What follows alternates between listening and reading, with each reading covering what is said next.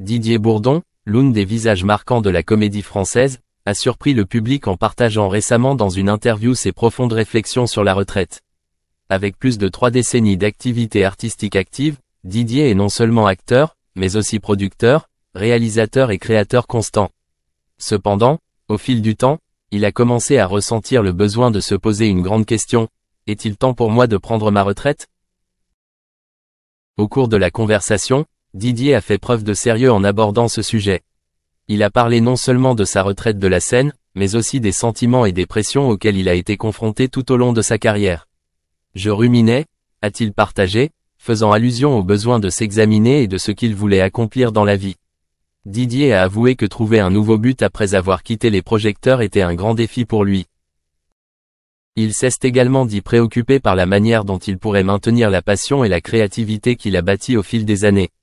Une partie de moi ne voulait pas quitter la carrière que j'aimais, a déclaré Didier. J'ai peur de devenir monotone et de ne plus être moi-même lorsque j'arrêterai de jouer. Ce sentiment l'a amené à considérer la retraite non seulement comme une étape, mais aussi comme un nouveau voyage qu'il devait accepter. Les révélations de Didier Bourdon sont allées plus loin lorsqu'il a évoqué des souvenirs mémorables tout au long de sa carrière.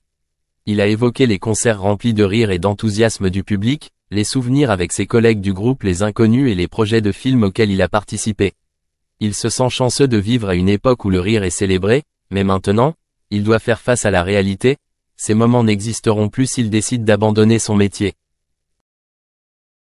Cependant, Didier a également partagé qu'il n'avait pas complètement abandonné l'idée de continuer à travailler dans le domaine de l'art.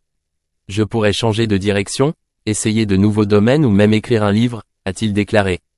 Cela montre que même lorsqu'il envisageait de prendre sa retraite, le feu de sa passion pour l'art ne s'était pas encore éteint. Didier a affirmé qu'il souhaite toujours rester connecté au public, même si c'est le cas d'une manière ou d'une autre.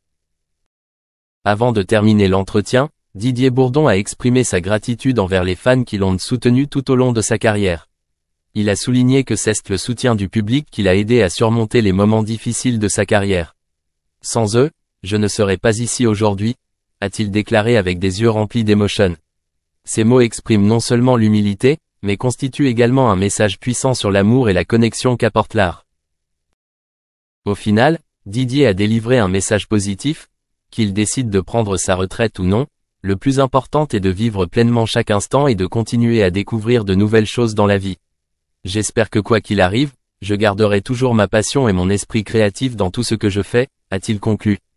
Les réflexions de Didier Bourdon sur la retraite ne sont pas seulement une histoire personnelle mais aussi une leçon pour nous tous sur l'acceptation, la découverte et l'amour de l'art. Avec ces révélations, Didier a une fois de plus affirmé sa position dans le cœur du public et prouvé que même face au changement, il reste un artiste respectable, toujours tourné vers l'avenir et à la recherche de nouvelles opportunités dans la vie. Ses pensées sont non seulement inspirantes personnellement, mais ouvrent également un dialogue plus profond sur la nature de la carrière, de la retraite et du sens d'une vie artistique dans le monde moderne. À 65 ans, Didier Bourdon s'est imposé comme une icône du cinéma français avec un palmarès indéniablement impressionnant. Il apparaît pour la première fois sur grand écran avec le film Les Trois Frères en 1995, marquant un tournant dans sa carrière d'acteur. Le film a connu un énorme succès, non seulement auprès du public mais aussi auprès des critiques, faisant de lui l'un des acteurs les plus populaires de l'époque. Sa carrière continue ensuite de s'épanouir avec son rôle dans Le Pari en 1997, où il montre son talent d'acteur et son humour, contribuant au succès du film. Les années suivantes, Didier continue de prouver son talent à travers des rôles dans Fanfan la Tulipe, 2003, et Alibi.com, 2017, qui lui apportent chacun de nouvelles expériences et de nouvelles opportunités dans une carrière cinématographique. L'année 2024 approche et Didier a de nouveau enthousiasmé les fans en annonçant qu'il apparaîtrait dans 4 nouveaux films. Son retour devrait apporter des performances exceptionnelles, comme ce qu'il a montré dans le passé. Le public attend toujours avec impatience sa capacité à se transformer dans chaque rôle, qu'il s'agisse d'un personnage humoristique ou sérieux. Didier Bourdon est non seulement un acteur mais aussi un conteur talentueux qui sait toujours se connecter avec le public à travers ses rôles. Il a créé des souvenirs mémorables et laissé une profonde impression dans le cœur des cinéphiles. Par ailleurs, en 2025, le public assistera à la sortie du film Natacha, dans lequel Noémie Saglio devient presque hôtesse de l'air. Ce film promet d'apporter des situations humoristiques et intéressantes, et Noémie endossant ce rôle rendra définitivement les spectateurs incapables de quitter l'écran des yeux. Didier et Noémie sont tous deux des artistes talentueux, et leur combinaison dans ces projets de film apportera certainement des expériences intéressantes au public. La carrière de Didier Bourdon n'est pas seulement un long voyage avec de nombreux hauts et bas, mais aussi un témoignage de dévouement et de passion pour l'art. À 65 ans, il est constamment actif et toujours prêt à se mettre au défi dans de nouveaux rôles.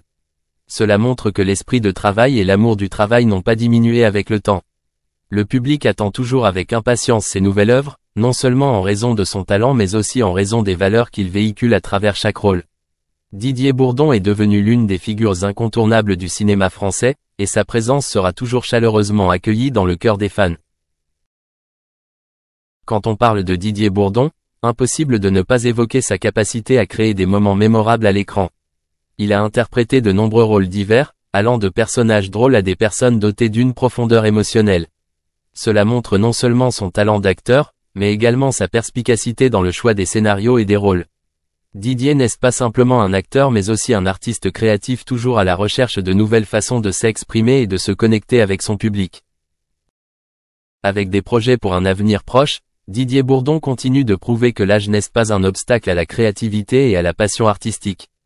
Il est toujours plein d'enthousiasme et désir de se renouveler, ce qui est non seulement une source d'inspiration pour les jeunes artistes mais aussi une leçon précieuse pour tous ceux qui poursuivent leurs rêves dans l'industrie du divertissement. Sa carrière est un parcours fier, et attendons avec impatience les nouvelles œuvres qu'il apportera dans les années à venir.